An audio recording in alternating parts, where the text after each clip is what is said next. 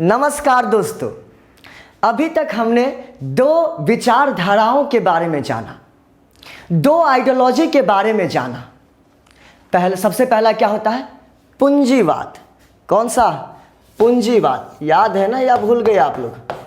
पूंजीवाद, और इसको इंग्लिश में कहते हैं कैपिटलिज्म। और दूसरा है साम्यवाद। क्या है? साम्यवाद, और इंग्लिश में कहते हैं कम्युनिज्म। क्या कहते हैं इंग्लिश में? कम्युनिज्म कहते हैं। तो पूंजीवाद का क्या मतलब होता है और साम्यवाद का क्या मतलब होता है, ये हमने समझा दिया, बहुत बार डिस्कशन हुआ है। लेकिन फिर भी यहाँ पर इंडिकेट कर देते थोड़ा सा कि जब किसी देश में सब कुछ प्राइवेट होगा तो उस देश को पूंजीवाद देश यानी कि कैपिटलिज्म कंट्री कहा जाएगा। जब देश में सब कुछ सरकारी होगा, गवर्नमेंट का होगा, पब्लिक प्रॉपर्टी होगा, तो उस देश को साम्यवाद देश यानी कि कम्युनिज्म देश कहा जाता है। साधारण शब्दों में डिफरेंस हमने समझा। तो पूंजीवाद अपनाया कौन था और इसको बढ़ावा कौन दे रहा था? तो यूएसए। कौन दे रहा था बढ़ावा? यूएसए। और साम्यवाद को कौन अपनाया था और कौन बढ़ावा दे रहा था? तो यूएसएसआर। कौन बढ़ावा दे रहा था? यूएसएसआर। तो यूएसएसआर। लेकिन अब सोवियत संघ तो 15 देशों में बट गया था, 15 देशों में टूट गया था।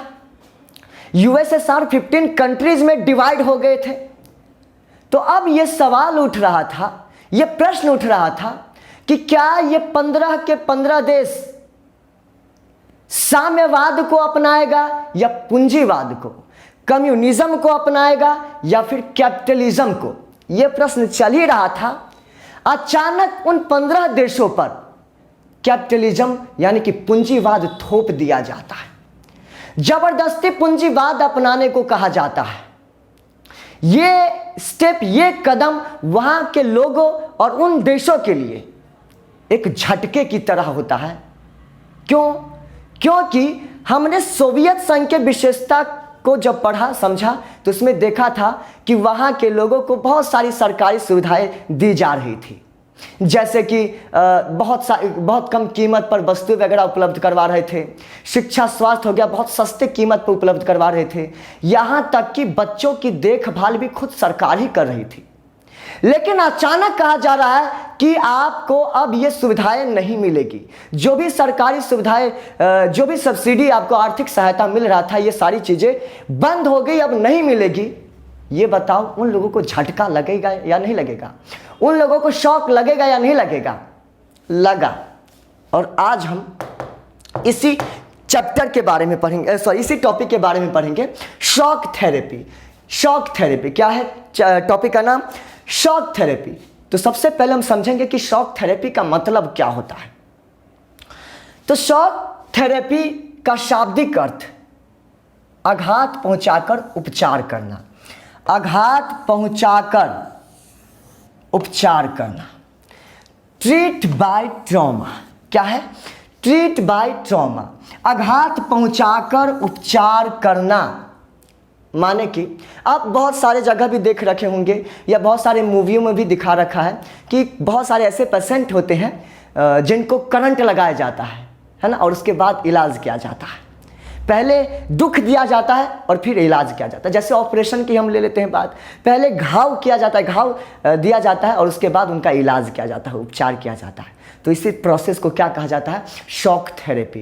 क्या कहा जाता है? Shock therapy. तो शॉक थेरेपी का शाब्दिक अर्थ क्या हो गया? आघात पहुंचाकर उपचार करना। तो ये सोवियत संघ पर कैसे लागू होता था? सोवियत संघ पर, सोवियत संघ की चर्चा नहीं हो रही अब सोवियत संघ तो टूट चुकी है। सोवियत संघ तो 15 देशों में बढ़ चुकी है। तो उन 15 देशों को अचानक क्या करता है? पूंजीवाद लाद देता है। तो वहां के लोगों को क्या होता है? क्या लगता है? झटका लगता है, शॉक लगता है, करंट लगता है, दुख होते हैं वो लोग, उनके मन में घाव हो जाता है।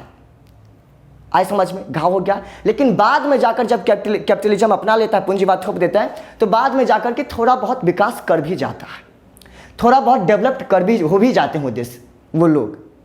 तो क्या हो गया? शॉक दिया, इलाज किया। ये बात क्लियर हुआ? आए समझ में? इसीलिए इसको कहा जाता है आघात पहुंचाकर उपचार करना, यानी कि ट्रीट बाय ट्रॉमा। अगला, नव स्वतंत्र साम्यवादी देशों को, नव स्वतंत्र साम्यवादी देश वही यानी कि ये जो न्यूली इंडिपेंडेंट कम्युनिस्ट कंट्रीज था, जो 15 देशों में बटा हुआ था, सोवियत संघ जब 15 देशों में बटा तो उसको ही नई स्वतंत्र साम्यवादी देश कहा जाता है। तो नव स्वतंत्र साम्यवादी देशों को पूंजीवादी व्यवस्था में ढालने की प्रक्रिया को शॉक थेरेपी कहा जाता है। The imposing of capitalist system on newly independent communist countries was called shock therapy. आज समझ में याद हो गया होगा कि जब नए नए आजाद हुए साम्यवादी देश, जो साम्यवाद से टूटकर 15 नए देश बना था ना, उस पर पूंजीवाद को लादना ही, पूंजीवाद को ढालना ही क्या कहलाया? शॉक थेरेपी कहलाया। क्या कहलाया? Shock therapy. तो ये याद रहेगा, याद रखना। अब अगले टॉपिक पे हम चलते हैं। अब है कि शॉक थेरेपी के अंतर्गत किया गया क्या? Work done under shock therapy. तो शॉक थेरेपी क्यों कहा गया? क्योंकि साम्यवाद से पूंजीवाद को अपनाया था। तो साम्यवाद में सब कुछ सरकारी होता था और पूंजीवाद में सब कुछ प्राइवेट, सब कुछ निजी होता था। तो क्या होगा, ये आप लोग समझ गए होंगे कि वहाँ के सब कुछ क्या कर देता है? प्राइवेट कर देता है। यही इसमें समझाने की कोशिश किया। सबसे पहला, देश की संसाधन को निजीकरण किया गया। The countries resources were privatised. आए समझ में? देश में जितने भी रिसोर्सेज थे, सड़क से लेकर के इंडस्ट्रीज तक, सबको क्या कर दिया? प्राइवेट कर दिया। सब कुछ पहले सरकारी होता था, क्योंकि पूंजीवाद अपनाया था इसलिए प्राइवेट हो गया। दूसरा, सामूहिक फार्म की जगह निजी फार्म को अपनाया। The private farm was adopted instead of the collective farm. यानी कि जब साम्यवाद था सोवियत संघ में, तब सामूहिक रूप में खेती करते थे, ग्रुप मिल करके एक खेत को खेती करते थे, खेत में खेती करते थे। लेकिन जब शॉक थेरेपी देते हैं, शॉक करते हैं, यानी कि पूंजीवाद अपनाया जाता है, तब सामूहिक फार्म को, जो कलेक्टिव फार्म होता था, उसको हटा दिया गया और वहाँ पे निजी फार्म बोला कि अब एक ही व्यक्ति मालिक होगा, यानी कि प्राइवेट यहाँ पर लागू कर रहा है। आता है क्वेश्चन, ध्यान रखिएगा। खुले द्वार की नीति को अपनाया। खुले द्वार की नीति को अपनाया। क्या? Adopted open door policy. खुले द्वार का क्या मतलब होता है? इसका मतलब होता है कि जब देश ना तो किसी कंपनी को अपने देश में आने दे रही है, ना ही अपने देश के कंपनी को किसी दूसरे देश में जाने दे रही है, तब कहा जाता कि वो देश ना लॉक्ड है, बंद है। वो देश अपना दरवाजा बंद कर रखा है, शटर बंद कर रखा है, ना तो किसी दूसरे देश की कंपनी को अपने देश में लगाने दे रही है और ना ही अपने देश की कंपनी को किसी दूसरे देश में जाने दे रही है। तो इसको कहा जाता है बंद दरवाजा, बंद अर्थव्यवस्था। क्या कहा जाता है? Closed economy. लेकिन जब ऐसा देश अपने देश की कंपनियों को बाहर भी जाने दे रहा है और दूसरे देश की कंपनियों को अपने देश के अंदर भी आने जा रहा है, तब कहता है कि ये दरवाजा खोल के रखा है, ये अपना दिल खोल लिया है। तो इसी नीति को, इसी पॉलिसी को क्या कहते हैं? खुले द्वार की नीति।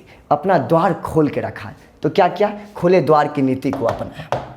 पहला, देश के संसाधन को निजीकरण किया गया। दूसरा, सामूहिक फार्म की जगह निजी फार्म को अपनाया गया। तीसरा, खुले द्वार की नीति को अपनाया गया। The countries resources were privatised. The private farm was adopted instead of the collective farm और एडॉप्टेड ओपन डोर पॉलिसी। आगे देखो,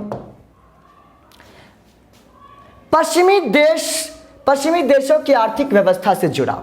linked to the economic system of western countries. Western countries में कौन था? ये हमने फर्स्ट चैप्टर में आपको बता दिया है। तो आप लोग फर्स्ट चैप्टर में जाकर के वीडियो वो देख सकते हो। तो जब ओपन डोर पॉलिसी अपनाता है, यानी कि जब खुले द्वार की नीति अपनाता है, तो पश्चिमी देशों की कंपनियां भी इस देश में आती हैं, इन 15 देश में आती हैं, और इन 15 देश की कंपनियां भी उन पश्चिमी देशों में जाता है, वेस्टर्न कंट्रीज में जाता है। तो क्या हो गया? दोनों की अर्थव्यवस्था का क्या होगा? लिंक्ड हो गया, जुड़ाव हो गया। क्लियर? अब चलते हम अपने अगले टॉपिक पर।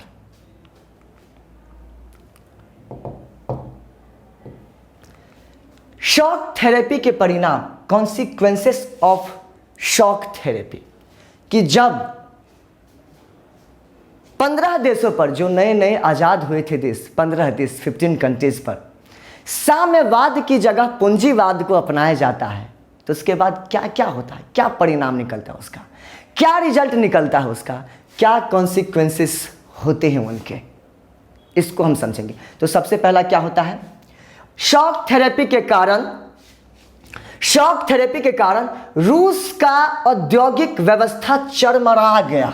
औद्योगिक व्यवस्था चरमरा गया। चरमराना का क्या अर्थ होता है, Russia's industrial system collapsed due to shock therapy. Collapse होता है, बर्बाद हो गया, बिखर गया। क्या, वहां की अर्थव्यवस्था, कहाँ की, रूस की अर्थव्यवस्था, रूस की इंडस्ट्रीज, रूस का उद्योग। क्यों, क्योंकि पहले साम्यवाद को अपनाया था सोवियत संघ ने, तो उसमें क्या होता था कि सब के सब सरकारी इंडस्ट्रीज होते थे। क्लियर, तो सरकार अपने अनुसार उनको चलाता था। लेकिन जैसे पूंजीवाद को अपनाया, वो उद्योग, वो इंडस्ट्रीज क्या हो गया, प्राइवेट हो गया। सरकार उसको बेच दिया। और बेचा कैसे जाता है, जो भी दाम कोई भी दे रहा है उसको बेच दिया जा रहा है। तो इसलिए क्या हो जाता है, वहां का इंडस्ट्रीज बर्बाद हो जाता है, कोलैप्स हो जाता है, चरमरा जाता है। उसके बाद है लगभग 90% उद्योगों को निजी कंपनियों को बेचा गया, प्राइवेट कंपनियों को बेच दिया। About 90% of the industries were sold to private companies. Clear हुआ, ये बात भी इसी से लिंक्ड है कि जब 90% उद्योगों को बहुत कम कीमत पर, औने पौने दामों में, जो थ्रोवे प्राइसेस कहा जाता है, उसमें इसको बेच दिया, तो क्या होगा, वहां के देश की जो इंडस्ट्रीज था वो तो तबाह हो ही जाएगा।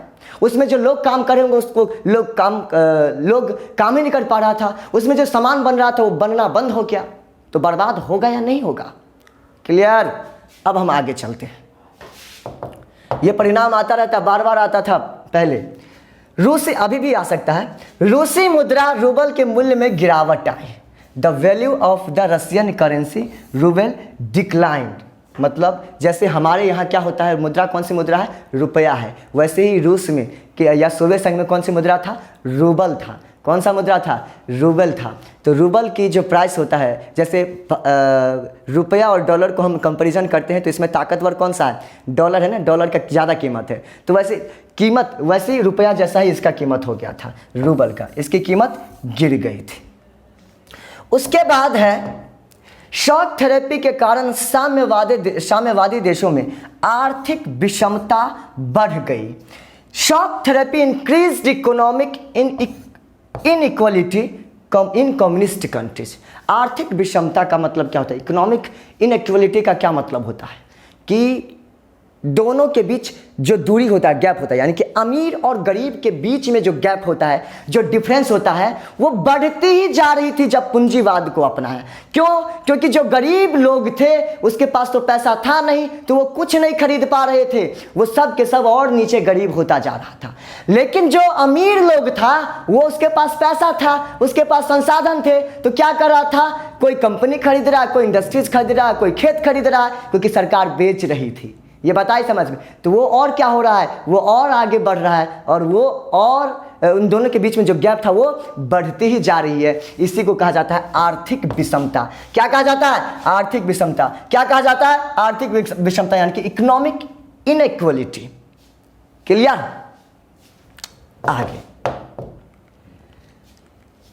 आगे है साम्यवादी देशों में महंगाई दर काफी ऊंची हो गई। In communist countries the inflation rate become very high.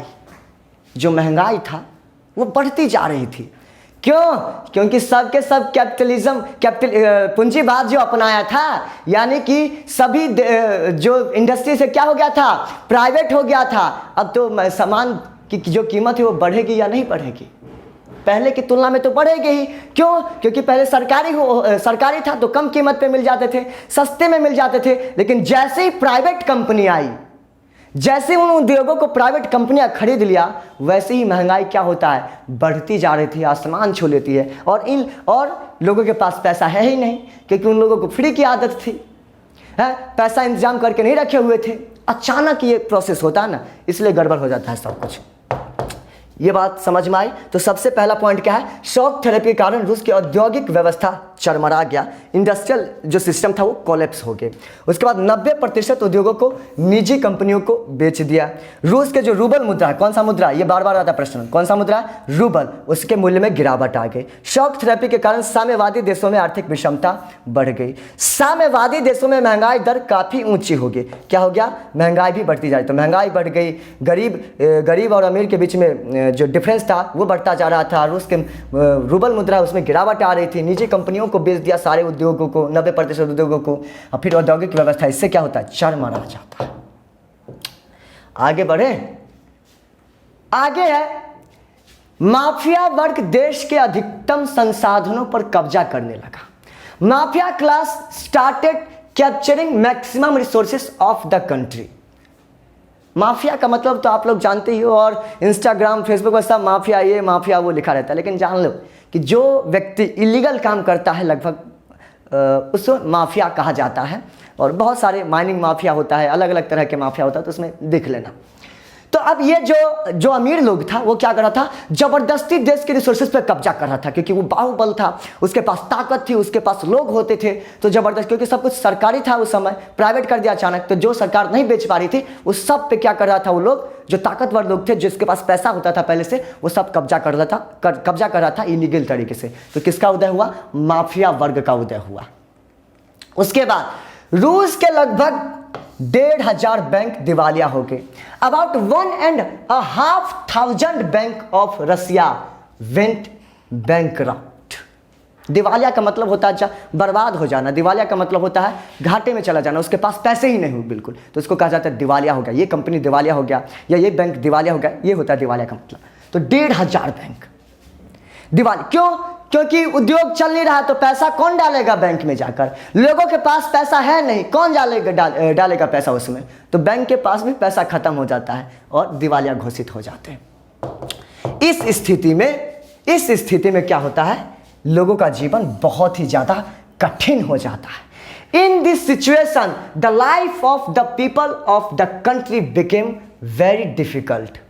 वो लोग बहुत ज़्यादा गरीब हो जाते हैं, ना खाने को खाना होता है, ना पहनने को कपड़ा होता है, ना घर होता है उनके पास, और एक तरह से भूखमरी टाइप का वहाँ पर आ जाता है, नरक जैसा जीवन हो जाता है वहाँ पर। ये था शॉक थेरेपी के परिणाम। अब एक क्वेश्चन जो बार बार पूछा जाता है कि गराज सेल का क्या मतलब है, गराज सेल से क्या समझते हैं आप, तो लगभग 90% उद्योगों को निजी कंपनियों को बेचा गया, लगभग 90% उद्योगों को निजी कंपनी को बेचा गया। इससे ही इतिहास का सबसे बड़ी गराज सेल कहा जाता है।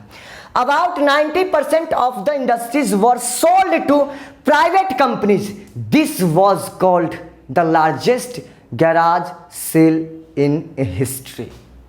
ये बात क्लियर समझ में आ गया। तो शॉक थेरेपी जो टॉपिक है वो यहीं ख़त्म हो जाता है, और इसी के साथ आपका जो सोवियत संघ वाला पार्ट होता है वो यहीं ख़त्म हो जाता है, और लेकिन कुछ पार्ट इसमें जोड़ा भी गया है, तो उसको हम आगे के वीडियो में देखेंगे।